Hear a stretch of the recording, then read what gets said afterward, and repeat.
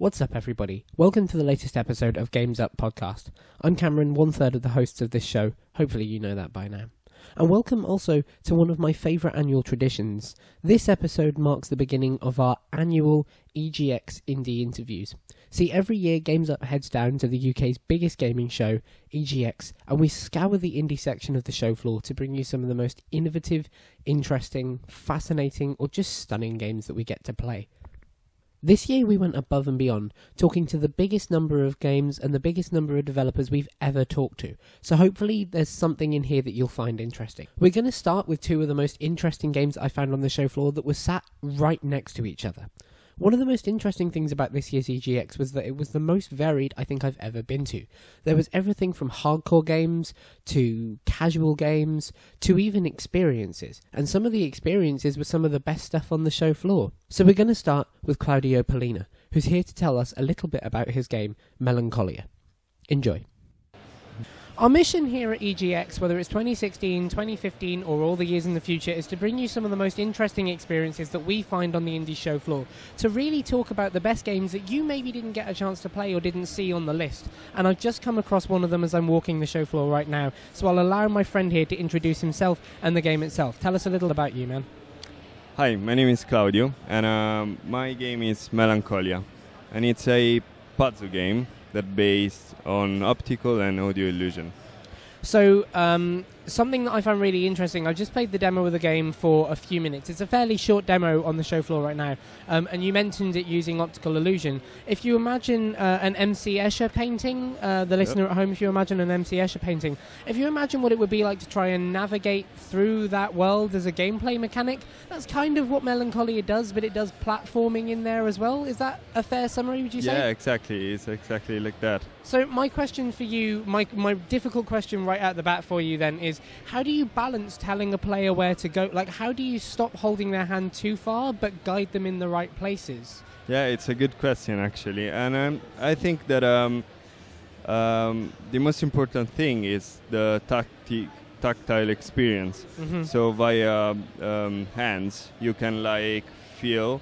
And so if you feel the game, you can actually discover how to change the environment, and the music helps a lot as well because there are also audio illusion.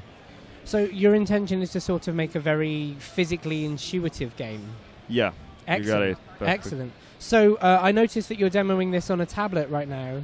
Yep. Is it intended to be tablet for the rest of its lifespan, or is that too big a question for the stage you're at right now? No, I think it's gonna be for tablets just because of this tactile experience that I want to keep. But yeah, I don't know. We will see, because probably with the mouse we can work it out something. Or Yeah. So what role exactly do you play in the development of the game? I'm the developer, the game designer, level designer, and I'm helping with a 3D. We are an small indie company, so we are 3 people. 3 people? 4 people. And what do the other 3 people do? There is one which is like the art director, let's say. The other one is doing 3D, is a 3D artist, and the last one is a composer.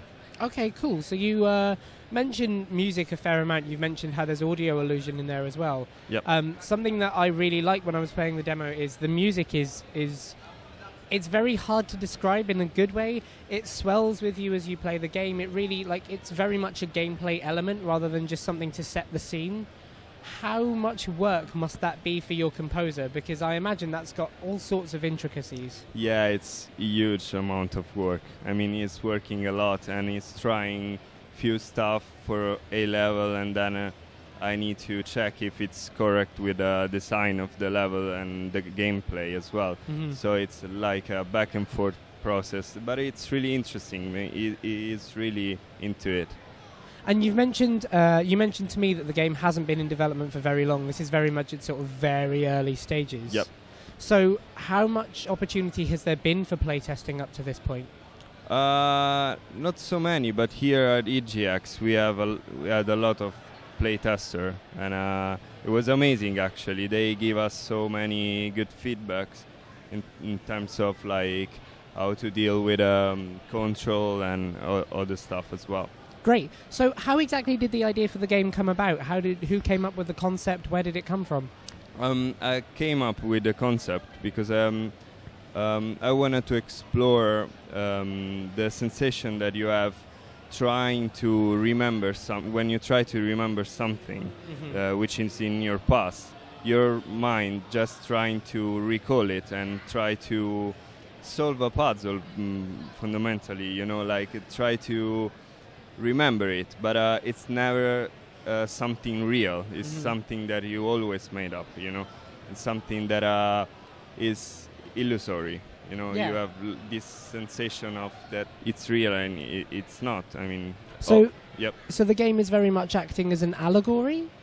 Yeah, exactly. Excellent. Like that. I won't ask you about the story because obviously that would be, we want people to go in as much as this.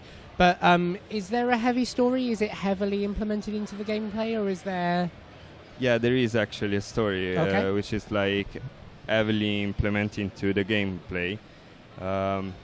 It's like, all I can say is that he is like a violinist that he lost his will to play violin. And he needs to go back in his mind, in his memories, and try to find the reason why he stopped playing. That sounds fantastic. Well, look, thank you very much for joining us. This has genuinely been one of the most interesting games I've seen so far, and one of the most interesting tablet games I've played in a while. I would say if you're listening to this interview, definitely keep an eye on Melancholia. I can see big things in the future for this. Thank you very much for joining us. It's been an absolute pleasure. Thank you very much. So that was a little bit about Melancholia. Honestly, it was one of the most beautiful games I've seen on the show floor. It took me a few minutes to understand how it worked, but when I did, it was a total mind-blow moment. Like when the cogs click into place and you really get what a game is trying to do, Melancholia was one of those for me. If you have the time, definitely check it out. So now we're going to move on from Melancholia to what was literally its next-door neighbour on the show floor, and the luckily rhyming named Polyphonia.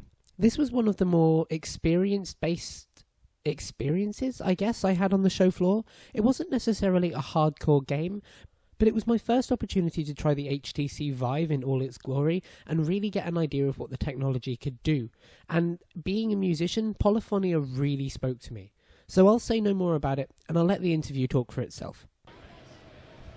So this year at EGX I got the opportunity to try all the different VR platforms there are, and it's quite a smorgasbord of choice you have, but the one that was most interesting to me was Vive, and I'm here with the very first Vive demo I've ever had the opportunity for. Tell me about it, my friend Blaze. Okay, so Polyphonia is a musical experience that guides you on it takes you on a journey through the inspirations of universe, and at any point you can grab the objects around you, manipulate the sound within them, and you're collecting the bits of musical instrument that you can play on. And your name is, and you are, what part of this are you taking part in? Sorry? And what's your name? What part of this are you developing? How are you responsible for this game? Okay, so I'm Blaze. This is pretty much my game. I'm the games designer and developer of it. I'm working with few other people, but I'm the guy that actually put things together in a games engine and came up with the concept and made most of the visuals and the mechanics. So something you told me before we started this interview, which I found really interesting, was that this is a project for you. Like, this is a graduate project for you, right? Yes, I'm a student. I'm doing master degree at National Film and Television School. The degree is in games development, games design and development. So for your master's degree, you're literally getting the opportunity to develop a piece of art on VR. That's quite an opportunity. Yeah, I mean, the second year of this degree looks pretty much make a game, and that's it. There is no theory. Pretty much it's very practical. It's very intense, very long days spent in a lab of games, actually making things. So yeah, that's how my last year looked like. So my question for you is, where did the idea of Polyphonia come from? Well, I started with wanting to do something with the sound, and I was looking at the mobile devices at the time. But as soon as I found that in VR, sound is actually 3D, and you can tell exactly where it is, I was just in. I just had to move to VR, and I was going, through the long process with actually the concept, asking the question: is it experience? Is it a game? And finally, I decided that making it experience, that's leaving the player like a sort of like a sandbox. That's what I want from it. That's what I want to do. So something that's quite interesting that I found about VR is lots of people use the word experience, but I think personally the better way to describe this is toy box. Because what you kind of do is you put the helmet on and you put the headset on and you grab the tools, and then the second you're in the world, what you're surrounded by is you're flooded with little kind of tools and blips and options that you can grab and play with. How do you decide what you allow the player to interact with, what you allow to be stationary? How do you decide the way the world looks and interacts with? So I pretty much created a few objects that he can interact with in which level, but I also don't want to keep it in that area of toolbox. I want it to be experienced just because there is a story to it. Okay. There is an background story of evolution of universe, and this is like a 6 moments, 6 different scales, parts of universe that player can look at from the inspiration point of view. So how many people are developing this with you on the main team? So beside me there is a sound designer and composer, 2 production designers, 2 DFX people, producer, production manager, and a social media person. But for them it's one of the projects they're doing on the school. For me, this is the only project I'm doing. So it's kind of a 3-4 member team, if would that be fair to say? Yeah, with some extra people helping. technically like this, yeah. And I'm mostly done most of the 3D stuff, most of the visuals, and obviously all the mechanics. And okay, so we just mentioned the number of people on your team. How difficult is it for a team of your size to playtest something in Vive VR, specifically because Vive is more than just a headset, it's these cameras and the peripherals as well, so that's got to be a pretty difficult setup. Yeah, I mean, normally I just keep it on my desk. It doesn't work as you want it, so that there are tracking issues, but that's fine for development. If I want to actually playtest it properly, we have a small but satisfying space that we can do that.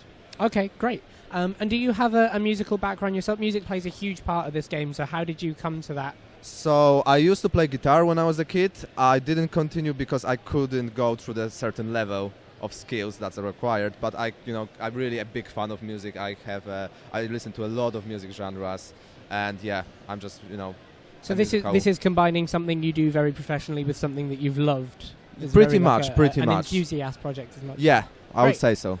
So how much can the music change in the game? Like I noticed that it was very kind of electro-y. It had almost 80s kind of influences, but can it become country music?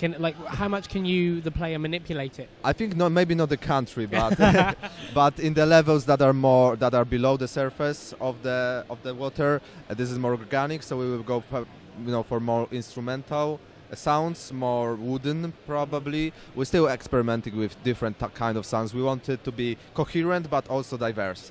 Okay, so you want manipulation, but you also want to present a sort of very concise version of all the music in the game. Yeah, that's the plan. That's fascinating. So what's the idea sort of going forward with the game? What's the target that you've got your sights set on next? Well, so by graduation, I probably will have 2 levels ready. Great. I still 4 more to go, so I'll be looking for funding, for help, just to finish it off and release it hopefully next year on every major VR platform. Excellent. Well, I genuinely can't wait to see what it becomes. A quick summary of it for those of you who may have tuned in. Polyphonia is a game in which you put on a VR headset, and basically you have a huge world. It looks very kind of 80s synth wavy aesthetic, and in that world you pick up objects and you play with objects, and you collect a sort of digital orchestra out of these objects. We can say that, yes. Would you describe it a better way? I think I would stress the manipulation of the sound more, as you can change basically the music that surrounds you, and that's the important bit of it. Great. Okay. Thank you very much for joining us. Again, this is one of the most interesting VR experiences I've seen on the show floor, so definitely keep an eye on it. And I guess we'll see you post-launch. Good luck with graduating as well. Thank you very much. Thanks for joining us. Thanks. So that, ladies and gentlemen, was the very first of our EGX indie interviews. But don't worry. There's so much more to come. Like I said, we captured the most amount of interviews we've ever captured. So this isn't just going to be 1 month of indie interviews. Instead, this year we're doing 2 months of indie interviews. And we've got some big games that you'll definitely want to listen to, some of which you might have heard of from us before. Thanks very much for watching. If you like what you heard here, please consider dropping a like or a subscribe. It really helps us know that we're doing something that people enjoy, and it helps us get out in front of a few more faces as well, which we appreciate. Other than that, we've got a Facebook page, we've got a Twitter page, there are links in the description below, and we'll see you next time for the next selection of EGX Indie interviews. Until then, the game's up.